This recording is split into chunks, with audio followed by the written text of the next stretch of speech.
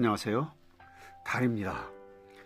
오늘은 한강의 텍스트 중에서 흰을 함께 읽겠습니다. 흰에 관한 한강의 글들이 한강소설이라는 이름으로 한 권의 책으로 묶여 나왔죠. 이 달과 함께가 만들고 있는 이 컨텐츠의 이름은 흰을 어떻게 읽을 것인가 입니다. 이 한글입니다. 우리는 우리의 모국어로 글을 써서 노벨문학상을 받은 작가 부여국에 살고 있습니다. 어떻게 읽을 것인가 라는 이 질문은 한글 문해법이나 문장 독해법을 구하자는 것이 아닙니다. 궁금합니다. 같은 색깔로 하얀도 있습니다. 책 제목이 하얀이 아니고 왜 구태여 흰일까? 색채 분류표에는 수십 가지 색들이 있습니다. 왜 다른 색, 빨간도 아니고 파란도 아니고 노란도 아니고 흰이었을까? 책 표지에는 한강 소설이라고 적혀 있습니다. 이 글이 소설일까? 시적 문체를 구사했는데 그냥 시로 읽으면 안 되는 걸까? 에세이로 읽어도 되지 않을까? 짧은 토막글마다 소제목이 달려 있어요. 한 편 한 편들이 저마다 완결된 글은 아닐까? 따로따로 떼어서 독립적으로 읽어도 될까? 질문이 이어집니다. 흰은 3장으로 구성되어 있습니다. 장별로 중간 제목들을 볼까요? 1장 나, 2장 그녀, 3장 모든 흰입니다. 3장의 중간 제목에만 흰이 있습니다. 그렇다면 3장의 모든 흰으로부터 소급해서요, 1장은 흰나, 2장은 흰 그녀라고 해야 하지 않을까? 이 어떻게 읽을 것인가? 이 질문은 이렇게 많은 작은 질문들을 포함하고 있는 질문입니다. 질문들이 많지만 대답은 분명합니다. 지금까지 던진 질문들에 대한 저의 대답은 이것입니다. 그렇습니다. 맞습니다. 그렇게 읽어도 되고 그렇게 이해해도 됩니다. 이 글 흰은요, 소설로 읽어도 되고 에세이로 읽어도 되고 시로 읽어도 됩니다. 그렇게 읽은 독자들이 많다면 독자들의 독서 결과가 이 글의 장르를 결정하겠죠?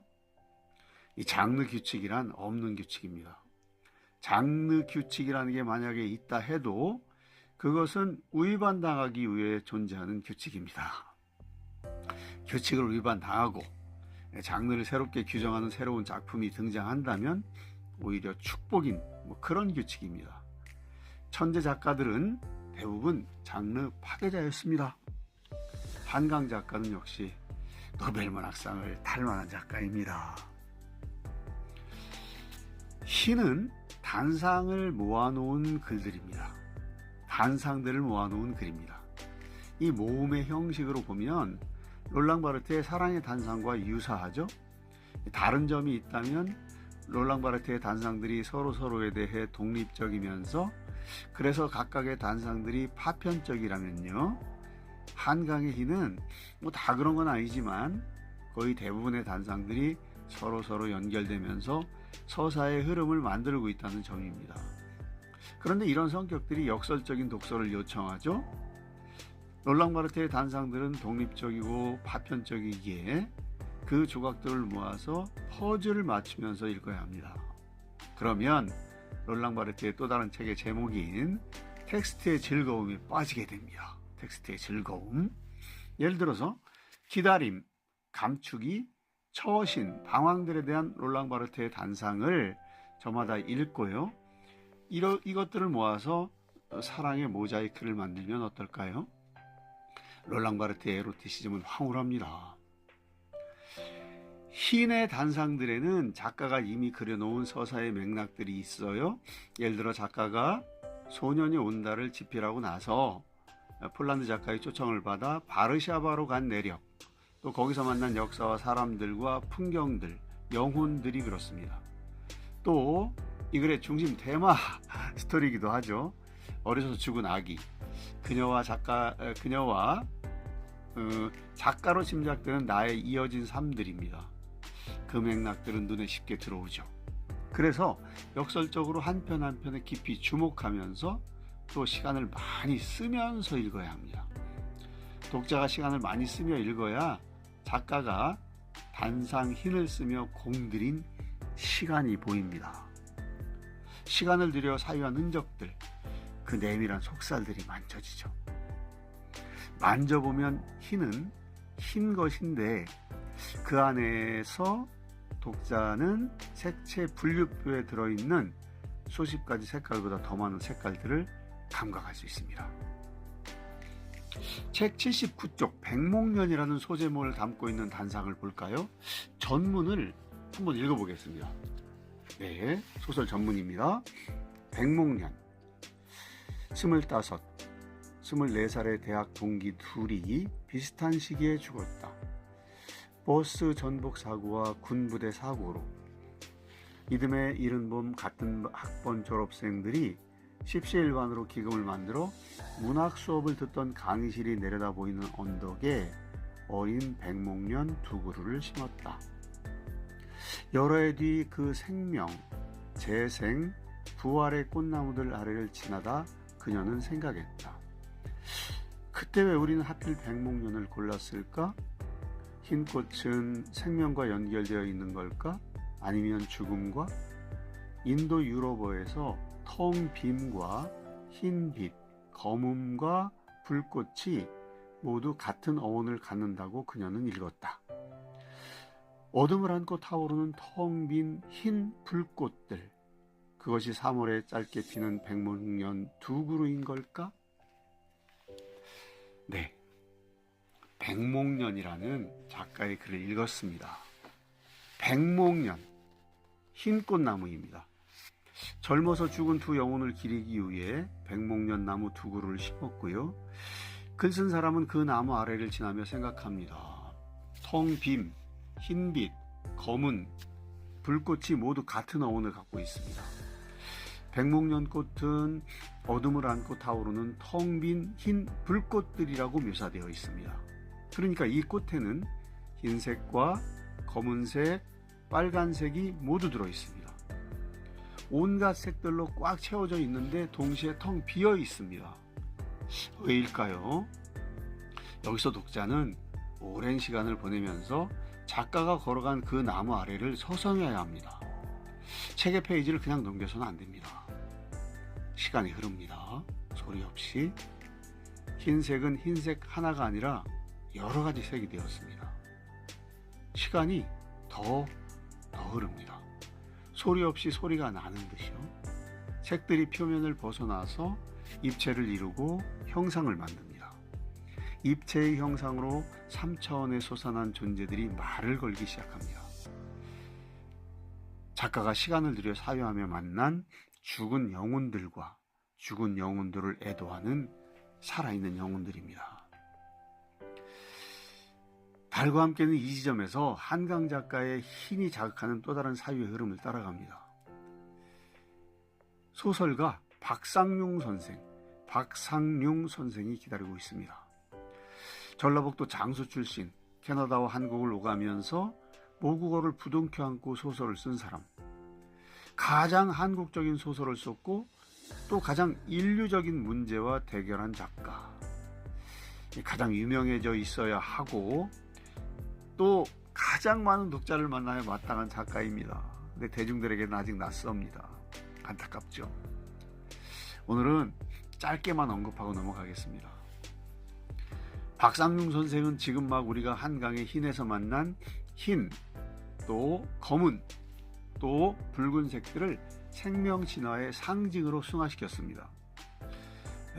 그분의 책 죽음의 한 연구와 7조론, 그 밖에 평심을 비롯한 중단편에 자주 쓰셨습니다.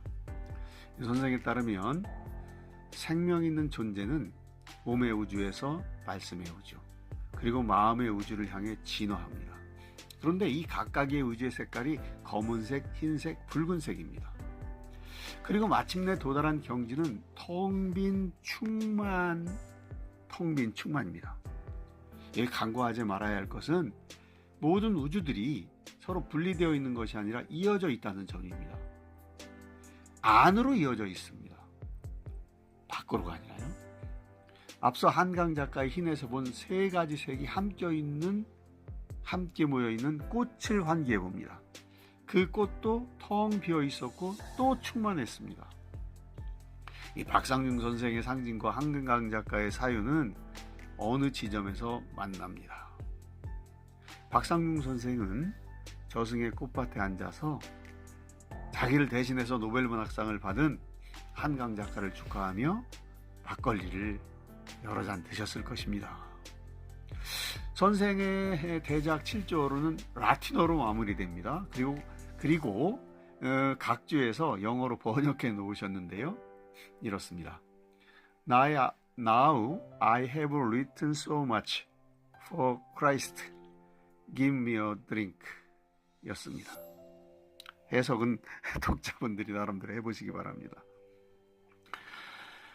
다들 좀 어리둥절하실지 모릅니다. 왜 달과 함께가 갑자기 박상중이라는 이름을 호명하는 것인지. 한강의 흰이 불러낸 이름입니다. 이제 시작입니다. 박상중 선생님, 오늘은 여기까지입니다. 자, 다시 한강 작가입니다. 단상 백목년에서 우리가 무엇을 읽었나요? 두 젊음들이 죽었습니다. 그들은 하얀 목련꽃으로 피어났습니다. 거기에 죽고 사는 것, 존재하고 쓰러지는 것, 생명의 문제가 있습니다. 이것입니다. 피고 지는 것, 충만했다 텅 비어버리는 것, 텅 비었다 충만해지는 것. 목련나무를 심은 사람들에게 살아있는 죽은 영혼, 죽음과 삶은 이어져서 하나입니다. 죽음과 삶의 과정을 상징하는 색채들, 꽃 속에 각각 다른 색깔들이 또 하나로 모여 있습니다. 흰, 검은, 붉은. 이 생명은 살고 죽습니다. 생명은 살아있음만이 아닙니다. 생명은 죽음도 포함합니다. 우리 몸속의 세포를 볼까요? 세포는 한시도 가만히 있지 않습니다. 움직입니다. 또 세포는 분열합니다. 또 세포는 죽습니다. 분열과 죽음, 생명의 모습입니다. 그러니까 생명은 나 속에 또 다른 나를 품고 있다가 분열합니다. 분열된 나도 본래 나였습니다. 나는 너입니다. 에마누엘 레비나스가 존재와 존재자라는 책에서 존재는 나 혹은 너가 아니라 하이픈으로 이어진 나 너뿐이라고 한 뜻이 이것이겠죠. 그러니까 너, 타자의 아픔은 내 것입니다.